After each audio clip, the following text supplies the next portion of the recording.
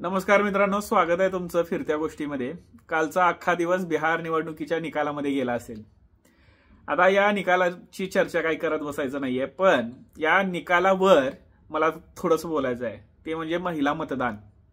मी महाराष्ट्राच्या विधानसभाच्या जेव्हा निवडणुका झाल्या त्यावेळेला सुद्धा म्हणलं होतं की बाबा महिला वोटर्स ह्या सायलेंट सुनामी असतात, त्यांचं मत नेमकं कुठं गेलंय हे कुणीच प्रिडिक्ट करू शकत नाही। कारण त्या ज्या विचार करतात पद्धतीने, त्यांच्या विचार करण्याची जी पद्धत आहे ना, त्यांच्या घरच्यांना सुद्धा कधी कधी समजत नसते। आता अगदी त्याचप्रमाणे बिहार निवडणुकीमध्ये सुद्धा हेच झालेलं आहे। ज्या वेळेला लाडकी बहीण योजनेच्या माध्यमातून सत्ताधाऱ्यांनी अजित पवार, देवेंद्र फडणवीस, एकनाथ शिंदे यांनी प्रत्येक महिलांच्या अकाउंटमध्ये जसं 1500 रुपये टाकून लाच दिली, अगदी त्याचप्रमाणे बिहारमध्ये सुद्धा झालेलं आहे जीविका दीदीच्या माध्यमातून। जीविका दीदी या योजनेच्या माध्यमातून प्रत्येक महिलांच्या अकाउंटमध्ये 10,000 रुपये पाठवण्यात आले। 10,000 रुपये। आणि त्यामुळेच डायरेक्ट महिलांच्या अकाउंटमध्ये जेव्हा पैसे गेले, त्यांच्या हातामध्ये जेव्हा पैसे गेले, त्यांना वाटणारच की बाबा माझ्या नवऱ्याला मला पैसे मागावे लागले नाहीत, तर डायरेक्ट माझ्या अकाउंटला आले, त्यामुळे एक आधार त्या महिलेला मिळाला आणि त्या महिलेनं डायरेक्ट निवडलं कुणाला, तर सत्ताधाऱ्यांना।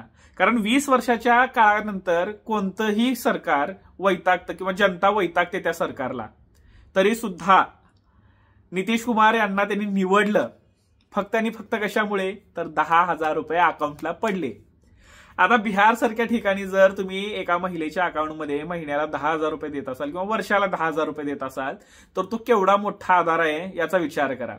कारण बिहारमधील निम्मी जनता बिहार सोडून महाराष्ट्र, तामिळनाडू, केरळ, त्यानंतर कर्नाटक, आंध्र प्रदेश, तेलंगणा या राज्यांमध्ये कामाला जातात। त्यांना डायरेक्ट 10,000 रुपये मिळाल्यावर ते त्यांच्या लेकरांना तिकडे बोलवून घेतील ना, की बाबा इथं करू शकतो, 10,000 रुपये यायला लागलेत। आणि दुसरी गोष्ट, रोजगारावर चर्चा झाली नाहीये तिथे। 10,000वर चर्चा झालेली आहे। 10,000वर महिलांचा टक्का वाढलेला आहे।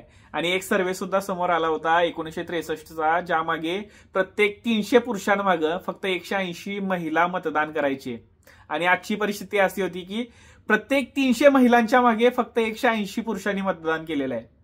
म्हणजे ही परिस्थिती उलटी झालेली आहे। या सायलेंट वोटरमुळेच, महिलांच्या सायलेंट वोटरमुळेच हे सत्ताधारी पुन्हा सत्तेमध्ये बसलेत, दुसरं काही नाहीये। तुम्हाला काय वाटतंय कमेंट्समध्ये नक्की सांगा। तुमचं मत सुद्धा जास्त महत्वाचं आहे।